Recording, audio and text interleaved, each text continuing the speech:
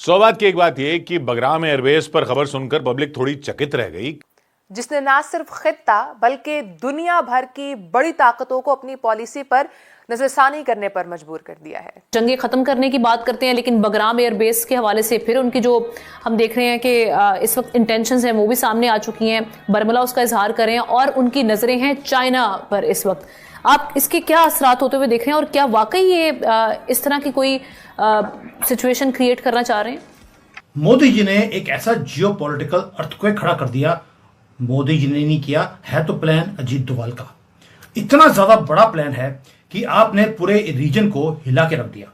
मुनीर अकरम साहब, एक और चीज बताइए, ये बगराम वाला वाकया, बगराम एयरबेस की शिद्दत अचानक आना, और ये ऐसा एयरबेस है कि 2021 में रातों रात वो छोड़ के गए थे कि जो मकामी कमांडर्स को भी नहीं पता था, उनके कंट्रोल में आ जाए ताकि उनकी एक पोजीशनिंग हो यहां पर। लेकिन तालिबान ने बोला ना मैं यूएसए को अलाउ करूंगा ना चाइना को। हाँ, हमारा इंटरेस्ट है कि यहां पर अगर भारत आकर बैठ जाए तो हम इंटरेस्टेड हैं इस बेस को हम भारत के साथ जॉइंटली हम मॉनिटर कर सकते हैं। क्यों? क्योंकि तालिबान ट्रस्ट करता है भारत के ऊपर और भारत से ज्यादा मोदी जी के ऊपर। ये जो हमने 4 साल इनको गेहूं भेजी है वो हमारा अन्न खाने के बाद अब उनका मन भारतीय हो गया है। तालिबान के काबुल पर हुकूमत को 4 बरस हो चुके हैं और अब पहली बार तालिबान के वजीर खारजा अमीर खान मतकी नई दिल्ली पहुंचे हैं। ये दौरा महज एक अलामती कदम नहीं बल्कि जनूबी और वस्ती एशिया की बदलती हुई जुग्राफियाई सियासत का आईना है। भारत जो कभी तालिबान का सख्त मुखालिफ था, अब उनके साथ ताल्लुकात के नए बाब की तरफ बढ़ रहा है। लेकिन इस कहानी में सबसे दिलचस्प मोड़ तब आया जब भारत ने तालिबान अफगानिस्तान के साथ, उसको चाहिए बागराम एयरबेस, ये रहा, और अमेरिका का ये क्राउन ज्वेल होता था अफगानिस्तान के अंदर, फोर्ट्रेस, एक किला जिसको कोई तोड़ नहीं सकता।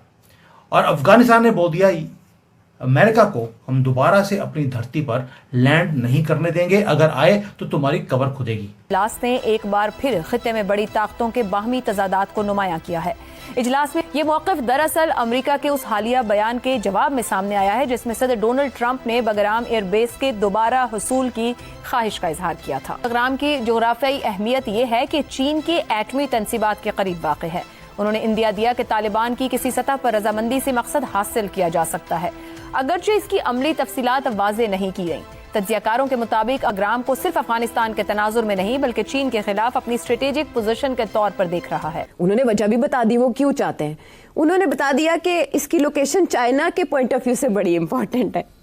इससे पहले भी वो बहुत बार अपने रिग्रेट का इजहार कर चुके हैं कि हमने फॉर नथिंग ये वापस कर दिया अफगान तालिबान को। अफगान तालिबान की भी इसके ऊपर स्टेटमेंट आई है। लेकिन इस वक्त बगराम एयरबेस इतना अहम क्यों है? कह दिया कि हमें ये मॉनिटरिंग करने के लिए हमारा ये बेस ज़रूरी है, बिकॉज को 2000 किलोमीटर दूर टेस्टिंग ग्राउंड है चाइना, जहाँ न्यूक्लियर वेपन्स अपने टेस्ट करता है। तो इनका ये कहना है कि चाइना के ऊपर हमने नज़र रखनी है और वो इसी एयरबेस से इलेक्ट्रॉनिकली हम सारा स्वीप कर सकते हैं। तो ये टू कंटेन चाइना या टू फाइंड आउट कि चाइना क्या कर रहा है क्या नहीं कर रहा है, स्पेशली उसकी जो न्यूक्लियर एक्टिविटी है उसको मॉनिटर करने के लिए हमें ये बेस चाहिए। एट द सेम टाइम जो इसकी बात उसने नहीं की वो ये भी है कि वो ईरान के ऊपर भी तो नज़र रखना चाहते हैं और सबसे अहम कि वो पाकिस्तान के ऊपर नज़र रखना चाहते हैं बगराम से।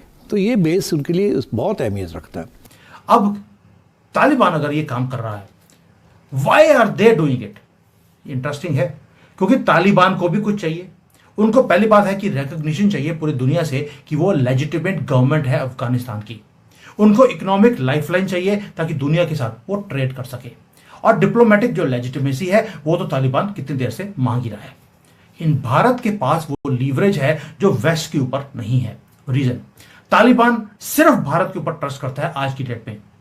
आपको मालूम है कि मोदी के ऊपर ट्रस्ट है, ट्रंप के ऊपर नहीं है। चाइना के ऊपर आप ट्रस्ट कर नहीं सकते, और पाकिस्तान तो आपको मालूम है कभी ट्रस्ट करने लायक था ही नहीं। तालिबान को समझ आ गया है।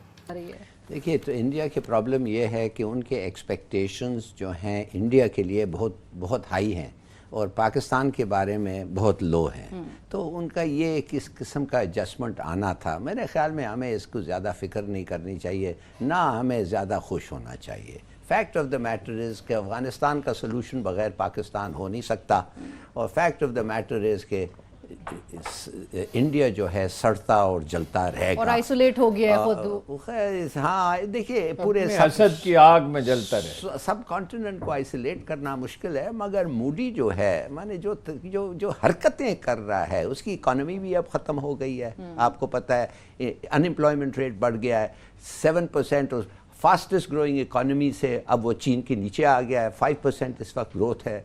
जो मुसलमानों की और मिनॉरिटीज़ की हालत है हम जानते हैं, ये उन पे इंशाल्लाह आप देखेंगे मूडी की बैड गवर्नेंस का उस पे नतीजा आएगा। मैं जो ज़्यादा इंटरेस्टेड हूँ कि भाई डोमेस्टिक सिचुएशन में, और ख़ास तौर हमारे दोस्त हारून साहब के जो व्यूज़ हैं इस पे, ये मुझे इंटरेस्ट करते हैं। पता नहीं, एक इवेंट है जिस पर काफ़ी बात भी हो रही है और काफ़ी तशवीश भी पाई जाती है, और वो है अफ़गान वज़ीर ख़ारजा अमीर ख़ान मुत्तकी। उन पर ट्रैवल जो पाबंदी है उस पर जो नरमी आई है, उसके बाद वो गए कहाँ पर हैं जी? इंडिया गए हैं। और इंडिया जो है इस चीज़ को रिपोर्ट भी कर रहा है और कह रहा है कि अफ़गानिस्तान के साथ हमारे बड़े अच्छे ताल्लुकात होने जा रहे हैं। और हमें ये पता है कि पाकिस्तान में इस वक्त जो दहशतगर्दी के जितने भी वाक़यात हो रहे हैं उसके सारे ताने बाने इंडिया और अफ़गानिस्तान से ही जाके मिलते हैं। तो उनका दौरा किस कदर इम्पॉर्टेंट है और पाकिस्तान की तशवीश कितनी इम्पॉर्टेंट है, इसमें बात करेंगे हम। जनरल साहब, आप ये बताइए कि ये जो भारत है वो अफ़गानिस्तान में अपने कदम जमाने की कोशिश कर रहा है, अफ़गान वज़ीर ख़ारजा के दौरे को आप किस नज़र से देखते हैं? जी, एक दौरा है दो neighbouring and so called friendly countries का, उनका अपने इंटरेस्ट हैं और कॉमन इंटरेस्ट जो है आपको। नमस्कार दोस्तों, जय हिंद। दोस्तों, एक बहुत बड़ी खबर निकलकर सामने आई जिसमें बताया जा रहा है कि अफगानिस्तान ने ये कहा है कि भारत हमारे बड़गाम एयरबेस पर अपना सैन्य गतिविधि बढ़ा सकता है और उसका देख रेख कर सकता है और साथ में मिलकर हम दोनों उस एयरबेस को यूज कर सकते हैं। दोस्तों, ये खबर तब सामने आई है जब अमेरिका इसी एयरबेस के लिए अफगानिस्तान से डिमांड कर रहा है। लेकिन दोस्तों, अफगानिस्तान ने साफ तौर पर कहा है कि इस एयरबेस के लिए हमने 20 साल जंग लड़ी थी और आगे भी 20 साल लड़नी पड़ी, तो उसके लिए हम तैयार हैं।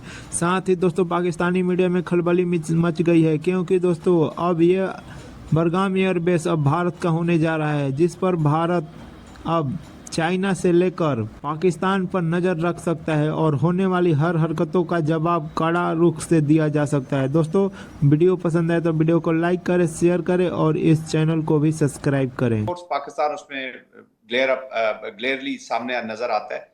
लेकिन सर साहब, मैं जाती तौर पे मुझे कोई इतनी फिक्र नहीं है जी। उसकी वजह यह है कि दोनों इंडिपेंडेंट कंट्रीज हैं, दे कैन हैव रिलेशंस। ये वही कमिलियन एटीट्यूड वाला और कमिलियन डिप्लोमेसी वाला भारत है जिसने जब 2021 में इनका मुआहदा हुआ तो इन्होंने सबसे ज्यादा मुखालफत की थी सिक्योरिटी काउंसिल में to recognise this Taliban government जी। और इन्होंने पूरी दुनिया पे बड़ा एम्फसाइज किया था कि इस तालिबान गवर्नमेंट को मत एक्सेप्ट करे। ये बैकग्राउंड है इसकी। और उसके बाद इन्होंने कहा कि चले जी डिफेक्टो तो अभी यही बैठे हुए हैं, बहाना ये किया तो डिजोरे हैं या नहीं है, डिफेक्टो तो यही बैठे हुए। तालिबान के बारे में उनके जो और इनकी हुकूमत के बारे में जो पास्ट में रहे हैं, खासतौर पे जब इनका नॉर्दर्न अलायंस के साथ था